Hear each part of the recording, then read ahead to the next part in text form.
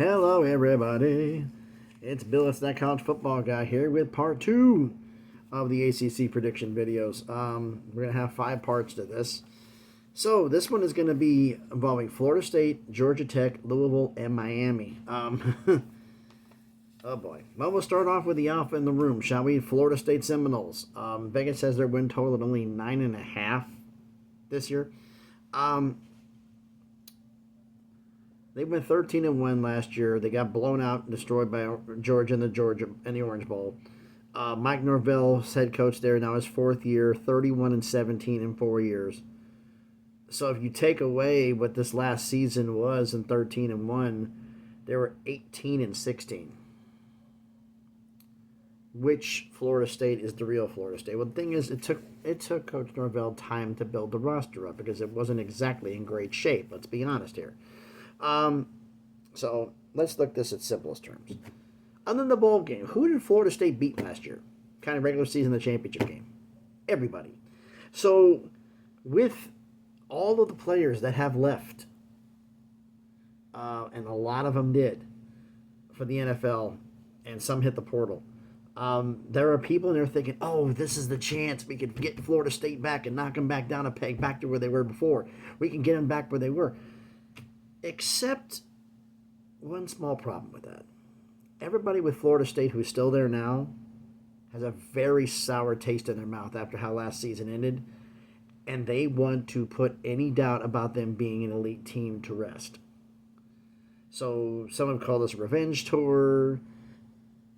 I don't know what you want to call it, but everyone on that team right now who has that taste in their mouth, they're very, very dangerous right now. And they're not a team to be taken lightly. But some teams, unfortunately, probably will be. Because you now have D.G. Ungulele at quarterback, who was at Oregon State last season. Not exactly the best numbers, and his consistency and his accuracy have to improve because that's going to be a problem. But considering the situation, he was a pretty good fit to plug into that situation. Running back, wide receiver, offensive line rooms, basically next man up, developed, reloaded, but not next man up because it's not. They did a lot of work in the portal again to get that up. Defense lost a lot to the league last year, but now it's time to prove that the depth can prove the fact that they're no joke and they're actually legit and they're not as bad off as they think they are. So let's get into the schedule here. First game. Well, this is going to be kind of easy because the next one is Georgia Tech. Georgia Tech at home. No, not at home.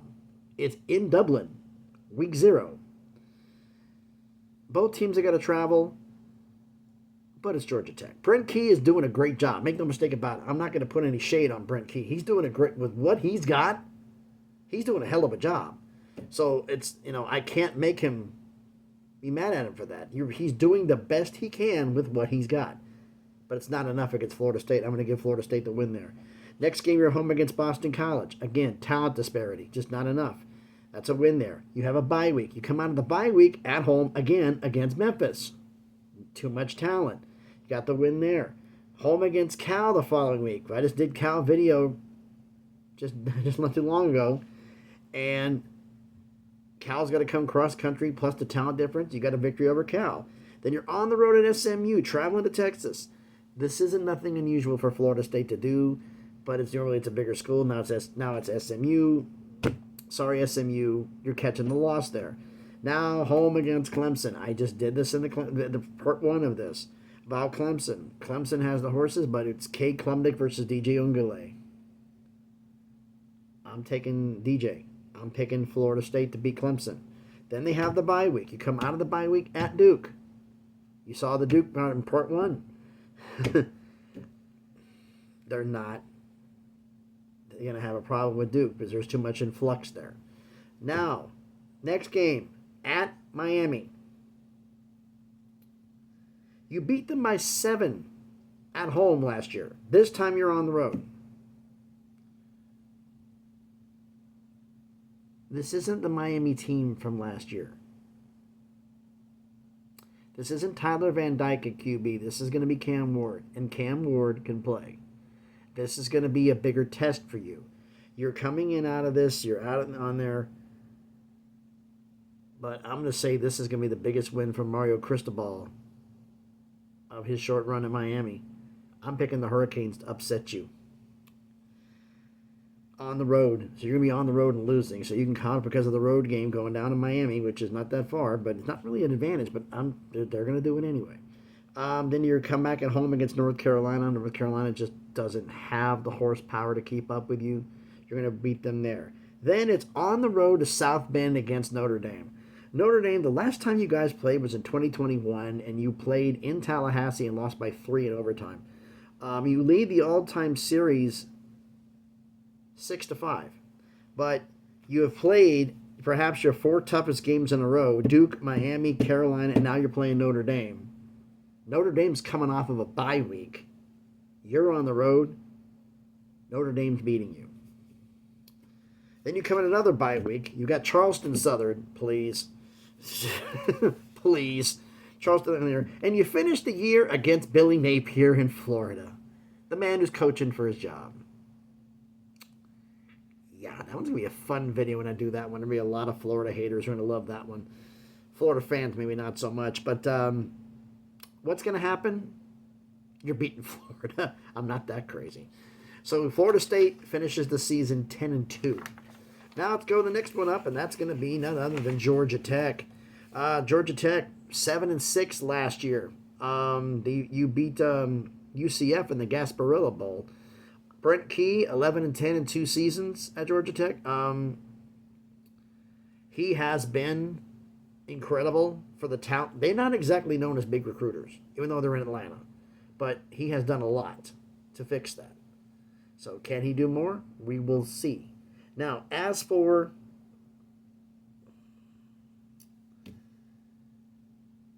bring up here Haynes King, their quarterback. He's back.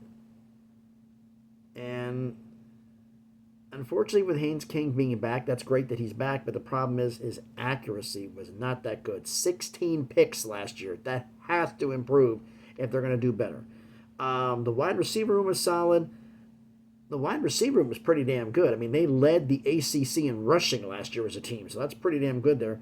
4 out of your 5 starters in the offensive line are back, so you got good cohesion there. The defense couldn't stop the run last year, and you couldn't stop teams on 3rd down last year either. It was bad. So you've got to improve those things. The linebacker room is good. As well as the DBs, but it's going to be making those stops on the run. That's the defensive line's job. Can you guys do that? We will see. All right. Start off with the games.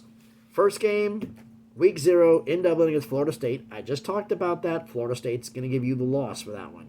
Next game against Georgia State at home. You're going to get a win. Georgia State just does not have the horses to keep up with you. Then you're on the road at Syracuse. You beat them by 9 at home last year. They're going to be looking for revenge. It's on the road. It's going to be a tight one, but you're going to lose to Syracuse, Georgia Tech. Then you go back at home again against VMI. You're going to get a good solid win against them. Then you're on the road at Louisville. You lost by 15 at home to them last year. Unfortunately, you're going to lose to them again this year. It's just a talent difference. Then you have a bye week. You come out of the bye against Duke. If you watch the part 1 here, you already know how this one goes out. I'm giving you the win over Duke. Then you're at North Carolina in week 2.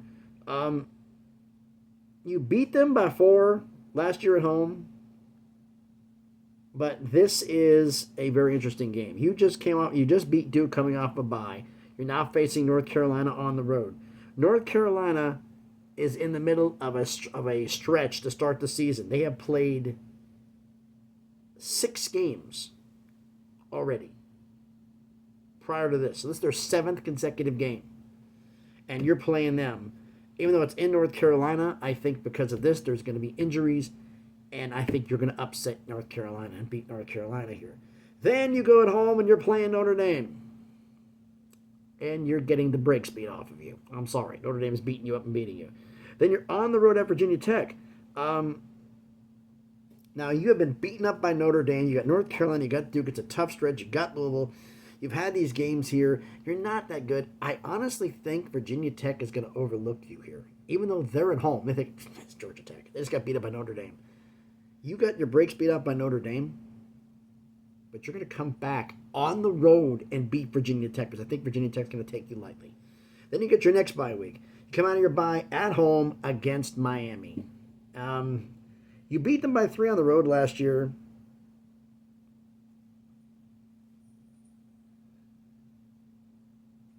And the big thing for you is on this. Miami's playing a bunch of games in a row. In fact,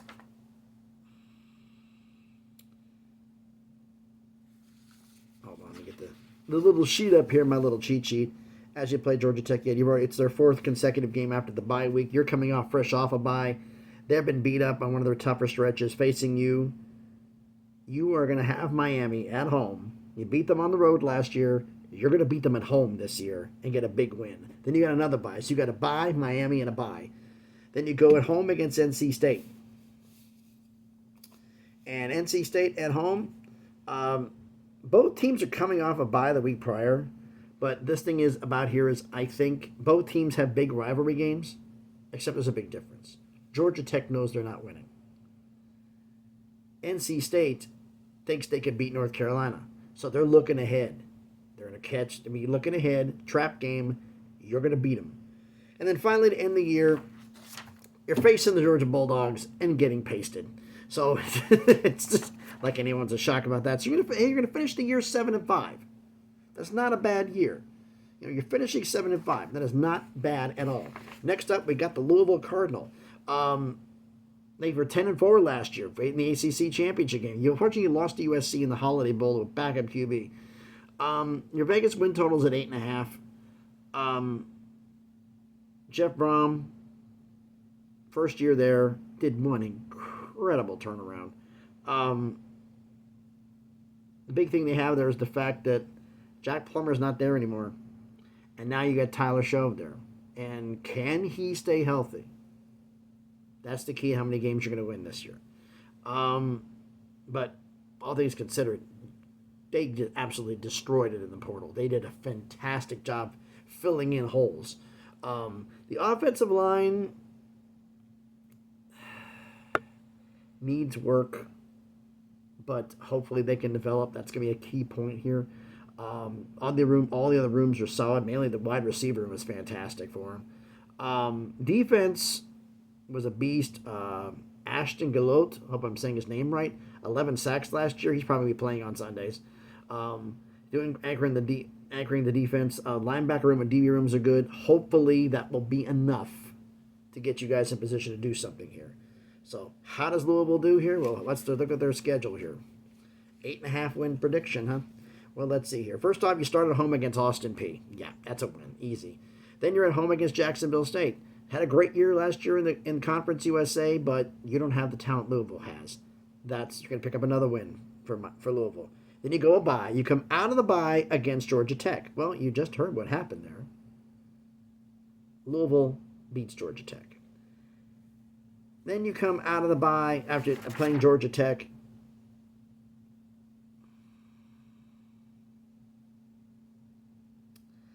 And you're going to be playing on the road at Notre Dame.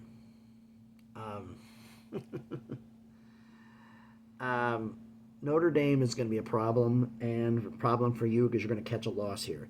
Then you're at home against SMU.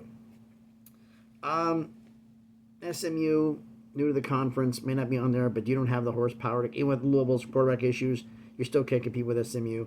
So I'm going to pick Louisville to beat SMU. Now you're on the road at Virginia. You beat them by 7 at home last year. But the talent difference is just too great. You're going to beat them on the road this... Oh, let me make sure I got this right here.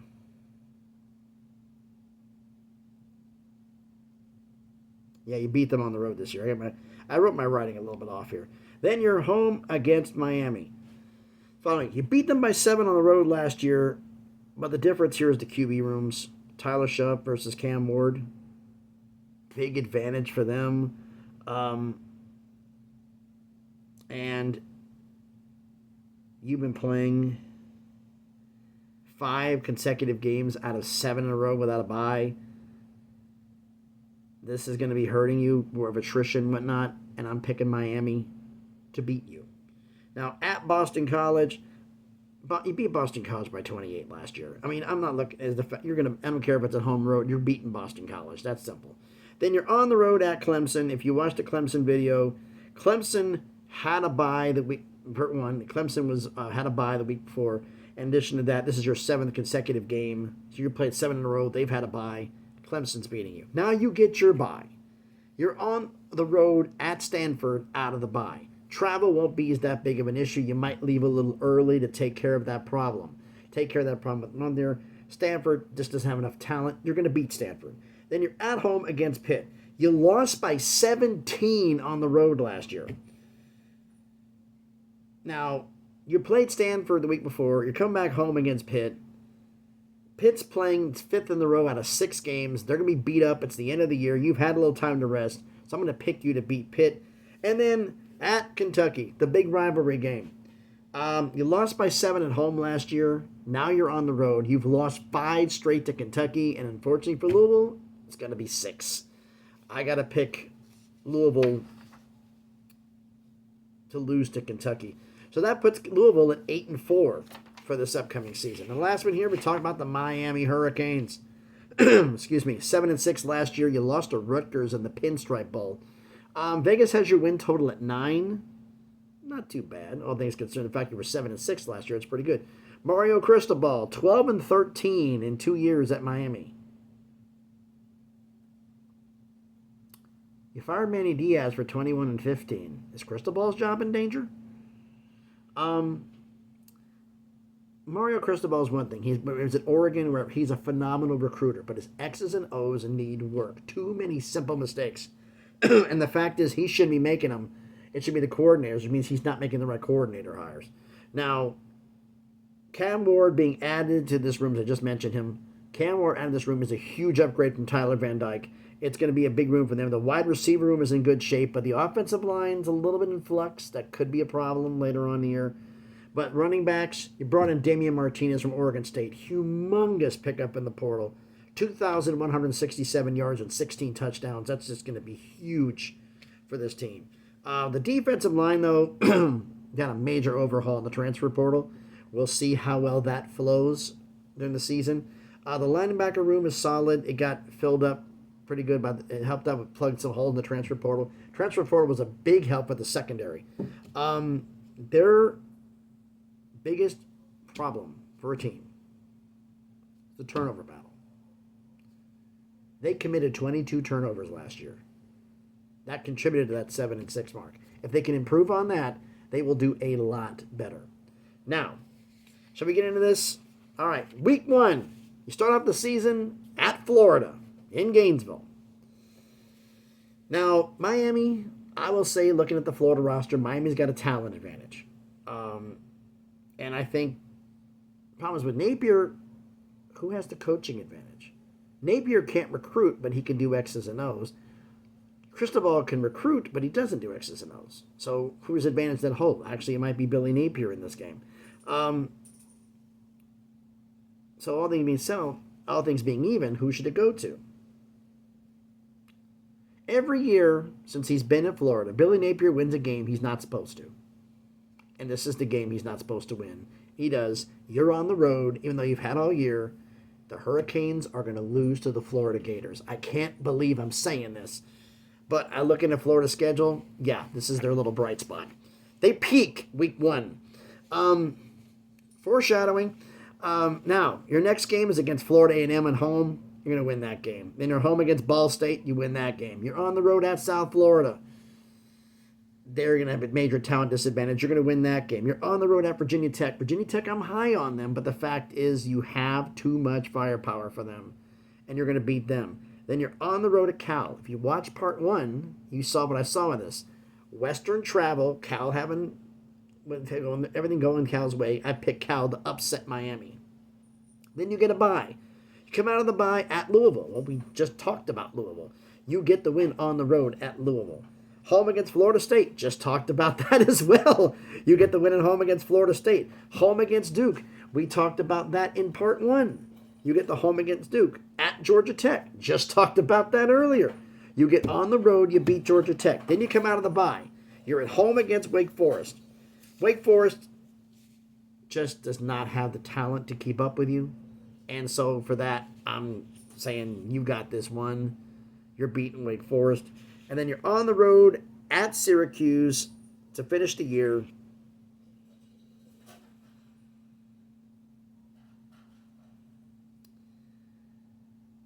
And Syracuse, the fact is with them, I had to pause for a second. The cats were doing something. Syracuse doesn't have the talent you have. And with the depth, you do have better talent. It's going to be a war of attrition. Even though you're on the road, I'm picking you to beat Syracuse. So the Miami Hurricanes go 9-3 this season. So this is part 2. So you tell me, what do you think about this? Tell me about it down in the comments. So thanks everybody for watching the video. If you haven't done it already, do me a favor. Smash the like button. Hit the thumbs up. It helps with the algorithm. Helps the video be seen by more people. Comment on the video. What do you think about it? I had Florida State going 10-2, Georgia Tech 7-5, Louisville 8-4, and Miami 9-3. Where was I wrong? Let me know down in the comments. Share the video if you want to, and if you haven't done it already, for all those who subscribe to the channel, thank you for doing so. But if you haven't, check out some of the other videos I've done. If you like them, hey, subscribe to the channel. You know, on the way to 1K, on the way to 1,000 subscribers. Trying to get the way up on here, bigger and better things. So thanks everybody for watching. Hope everybody's having a great day. Be safe out there, and please be good to each other.